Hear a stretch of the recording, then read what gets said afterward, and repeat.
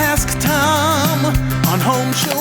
David from Mesa, Arizona has some chlorine concerns. Well, he has an in-ground pool, and he's trying to save some money with it, Tom. David writes, we bought chlorine tablets for the pool, and the price of chlorine has gone way up, he says. But we bought it before and stored them, and they were fine in an unopened closet inside the house. But this year, we opened the bucket. I'm going, ooh, okay, keep going. Yeah, this year, that's what I said. This year, we opened the bucket, and the fumes continue coming out. Of course they do, making it toxic inside the house. I read on your blog that we should store it outside in the shade, but won't that destroy the effectiveness, since down there in Mesa, Arizona, Tom, it can get up as high as 114, 117 degrees at a clip.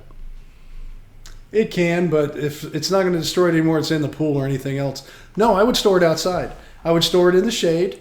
It's going to be in buckets. It's going to be somewhat insulated. It's going to be fine. If you took... And I don't know this, I'm just saying, if I was a chemist and I took a brand new fresh chlorine tablet and one that's older, would their strength be exactly the same? Maybe not. Maybe they get deteriorate over time, and so you might have to use an extra one that you wouldn't have used before with fresh chlorine. I don't know. But I would not keep it in the house. I would not keep it in the garage. Everybody knows that. Why on that? It's because everything rusts, and my cars and my motorcycles and my tools and everything else gets destroyed. So that's my personal thing. In the house, I don't care if you smell it or not. It's outgassing. If you don't believe me, go to a pool supply place and walk in there. I don't know how those people can work there 8-10 hours a day, because the smell to me the odor is so strong, it cannot be good for your body. But as far as that goes, put it outside, put it in the shade, put it in a Rubbermaid container, snap it down tight so it doesn't get wet, keep it in the bucket, it'll be fine.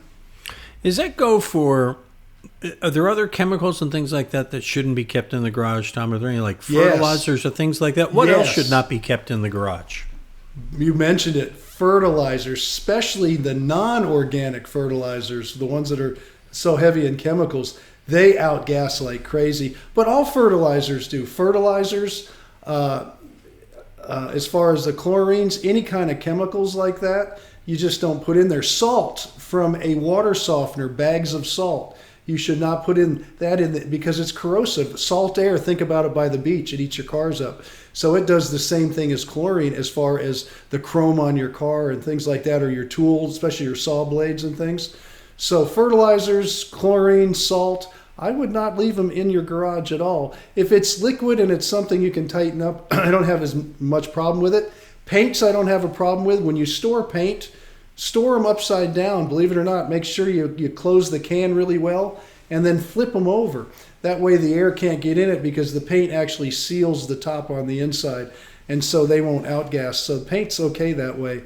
But other things you got to be careful. If you're storing a lot of gasoline or diesel fuel, I wouldn't store that in the garage. A little can for your lawnmower, not so bad. A lot of it's different. Got a question? There's no difference to Tom. You go click on that Ask Tom button at HomeShowRadio.com. That's where we are. You fill out that form. You can send us pictures and videos, and we're happy to help you out. Whatever we need to answer the question, Tom wants to help you, and we're here to help make that happen. And we post a new video every day at HomeShowRadio.com, over on the Home Show Radio Facebook page, and of course on the Home Show Radio YouTube channel.